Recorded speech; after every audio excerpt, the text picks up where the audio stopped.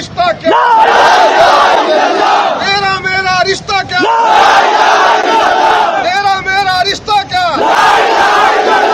अस्सलाम वालेकुम रहमतुल्लाहि व बरकातुहू। जी हाँ दोस्तों, मैं एहतिशाम निज़ामी कासिमी इस वीडियो में दो बड़ी अहम ख़बरों से आपको आगाह करेंगे। इस वीडियो में जो दो ख़बरें हैं, इन दोनों ख़बरों का ताल्लुक़ नबी करीम सल्लल्लाहु अलैहि वसल्लम की ज़ात से है और ये बहुत ख़ास वीडियो होने जा रही है, इसलिए आपसे गुजारिश है इसको मुकम्मल देखिएगा।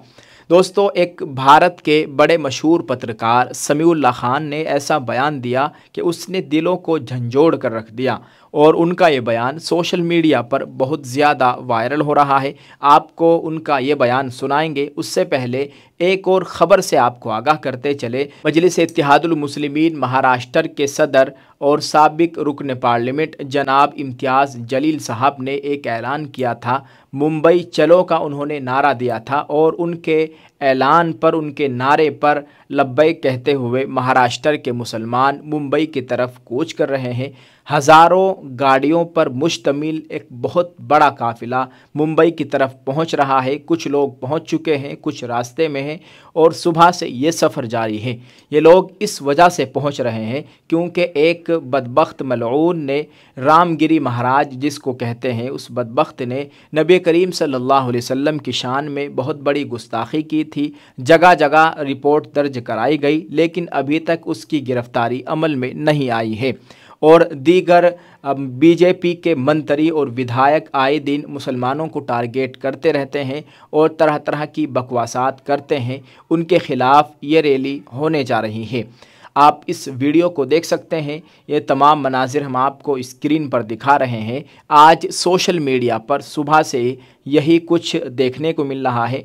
तमाम तस्वीर और वीडियोज़, यही तमाम तस्वीर और वीडियोज़ आज सोशल मीडिया पर दिखाई दे रही हैं। आप इस ताल्लुक़ से दोस्तों क्या कहना चाहेंगे, कमेंट में ज़रूर लिखिएगा। और ऐसे ही हिंदुस्तान के तमाम मुसलमानों को हिम्मत दिखाकर इस बदबख्त के ख़िलाफ़ अपना एहतिजाज दर्ज कराना चाहिए और इसकी गिरफ़्तारी की मांग करनी चाहिए, जिसने नबी करीम सल्लल्लाहु अलैहि वसल्लम की शान में बहुत बड़ी गुस्ताखी की है। और समीउल्लाह खान ने जो बयान दिया है, स्क्रीन पर आप देख सकते हैं। एक एक हर्फ आप सुनने की और समझने की कोशिश कीजिएगा। दोस्तों, आपको बताते चले, समीउल्लाह खान ने कहा कि यकीन जानिए, मेरी नज़र में अब उन कायदीन की वो अहमियत नहीं रही। पहले मुझे उनसे पॉलिसियों में इख्तिलाफ़ राय होता था, लेकिन जब से उन्होंने मेरे नबी सल्लल्लाहु अलैहि वसल्लम की इज़्ज़त व नामूस पर सियासी मसलहतों को तरजीह दी, मेरी नज़र में वो अहमियत नहीं रही।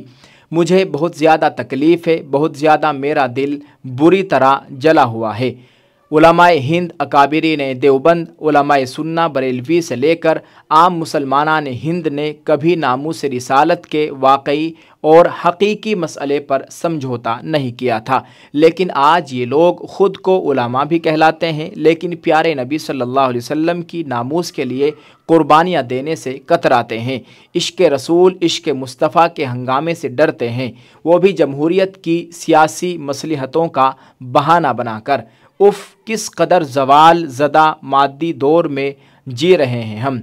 नामूस रिसालत के हकीकी मसले पर ज़रूरी रद्द अमल नहीं देना, ये बेगैरती और नबी सल्लल्लाहु अलैहि वसल्लम से ताल्लुक़ में कमज़ोरी की वाज़ेह अलामत है और ये नहूसत है। मैं मर जाऊँगा लेकिन अपने नबी सल्लल्लाहु अलैहि वसल्लम की नामूस के हकीकी मामलात पर कभी खामोश नहीं बैठूँगा। अकेले शोर मचाता रहूँगा यहाँ तक कि मोहम्मद को अपना नबी कहने वाली मिल्लत ख़ुद को मोहम्मद सल्लल्लाहु अलैहि वसल्लम का उम्मती साबित न कर दे। ये कितनी शर्म की बात है कि हिंदुओं का मजहबी रहनुमा, अल्लाह के महबूब रसूल हज़रत मोहम्मद सल्लल्लाहु अलैहि वसल्लम की शान में घटिया बदतमीज़ी और गुस्ताखी करके आज़ाद घूम रहा है। महाराष्ट्र का चीफ मिनिस्टर एकनाथ शिंदे उसकी हिमायत में है। नीतीश राणे और दीगर हिंदुत्ववादी लीडरान उसकी हिमायत में रैलियां निकाल रहे हैं। अल्लाह के रसूल सल्लल्लाहु अलैहि वसल्लम की शान में ऐसी बदतमीज़ी की हिम्मत आज से पहले हिंदुस्तान में नहीं की गई, लेकिन मुसलमानों की मिल्ली व मजहबी क़ियादत ने अल्लाह के रसूल की नामूस के ऐसे संगीन मामले को तरजीहात में शामिल तक नहीं किया। मुझे बताइए इसका अंजाम क्या होगा और इस मुल्क के मुसलमानों का क्या बनेगा जो नामूस रिसालत के हकीकी मामले पर इतनी भी कोशिश नहीं करते कि गुस्ताख को गिरफ्तार करा दे। आप किस बेवकूफ़ी में जी रहे हैं? आपको ये क्यों लगता है कि जिस कौम और उसकी क़ियादत को उसके नबी व रसूल की नामूस के सिलसिले में अहमियत हासिल नहीं, उसे दीगर मसाइल में कामयाबी मिल जाएगी? देख लेना, ये बहुत बुरा साबित होगा। अरे भाई, अल्लाह के नबी सल्लल्लाहु अलैहि वसल्लम की नामूस को इतनी बेदर्दी से नज़रअंदाज करने वाली क़ियादत को अल्लाह की मदद कैसे हासिल हो सकती है?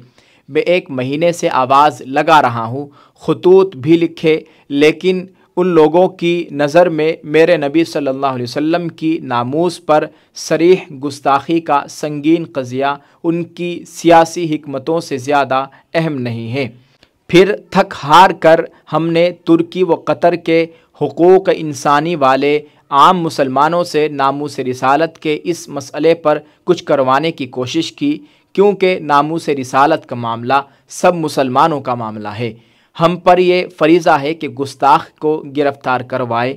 मैं चाहता हूँ कि अल्लाह के फ़रिश्ते पंडित रामगिरी की तरफ से नामूस मुहम्मदी पर हमले के मामले में मेरे उन जज्बात को महफूज कर ले, मेरे आका सल्लल्लाहु अलैहि वसल्लम तक पहुँचा दे, और मौर्रिख़ जब इस वाक़े पर मिली कायदीन की बेहिसी और ईमानी बेगैरती को लिखेगा, तब वो मेरे इन जज्बात को भी मेरे जैसे मुसलमानों की जज्बाती कैफियत के तौर पर दर्ज करे।